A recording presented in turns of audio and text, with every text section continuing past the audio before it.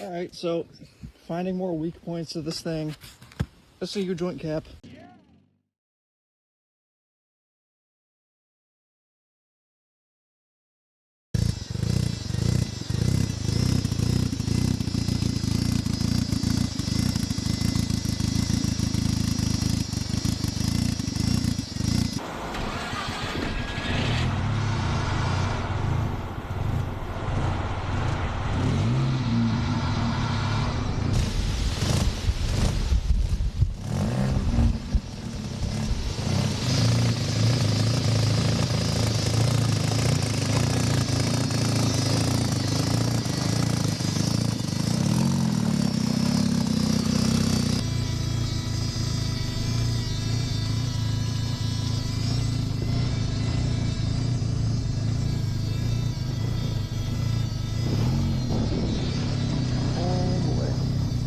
You gotta see how wet it is out here.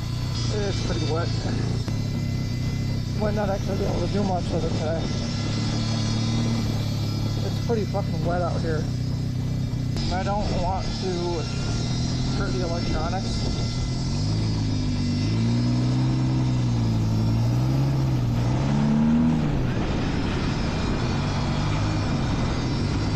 Temps are still good.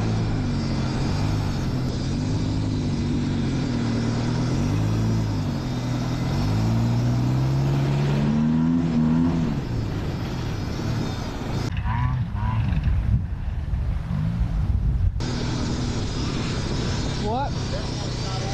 It's not. It's wet.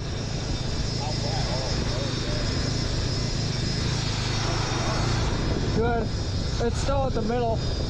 I mean, I didn't really do much on it, but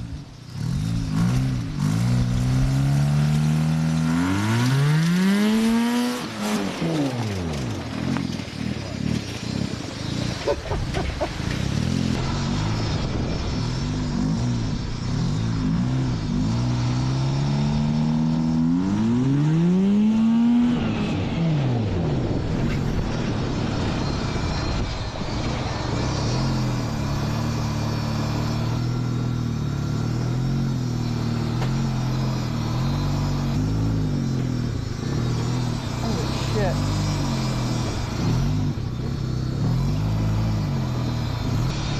Did I just spin the tires?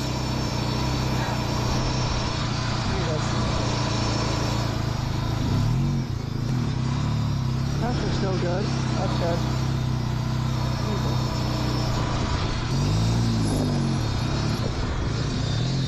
Oh, no way, I did a fucking burnout.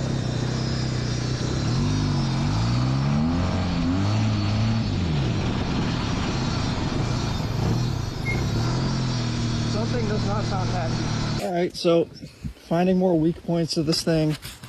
Let's see your joint cap. As you can see, it blew off. The U-joint is actually fine. Unfortunately, it's missing all the needle bearings, which, of course. But that's alright. I'm just going to buy another U-joint, steal a cap off of it, and pop it in.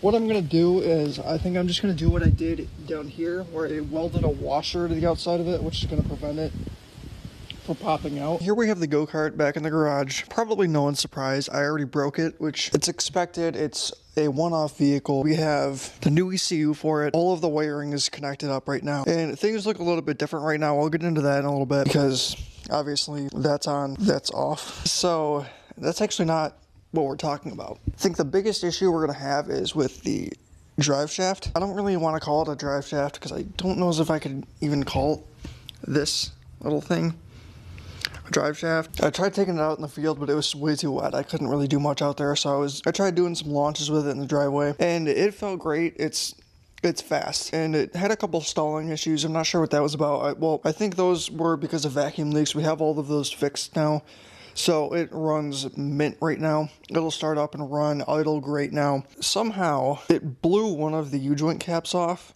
and tried to just weld a lip around them, so that didn't happen. Now, the reason I don't use clips is because these are staked in U-joints. They don't even use clips in the first place. It was actually a massive pain to even get this to work because I bought U-joints with clips and had to bore out these flanges for the U-joint to actually go in so it would fit correctly, which was a pain in the ass. So the modern solution is now I'm thinking instead of a U-joint, I'm going to try to use a flex joint, which I'll put a picture up right here. This is what a flex joint looks like.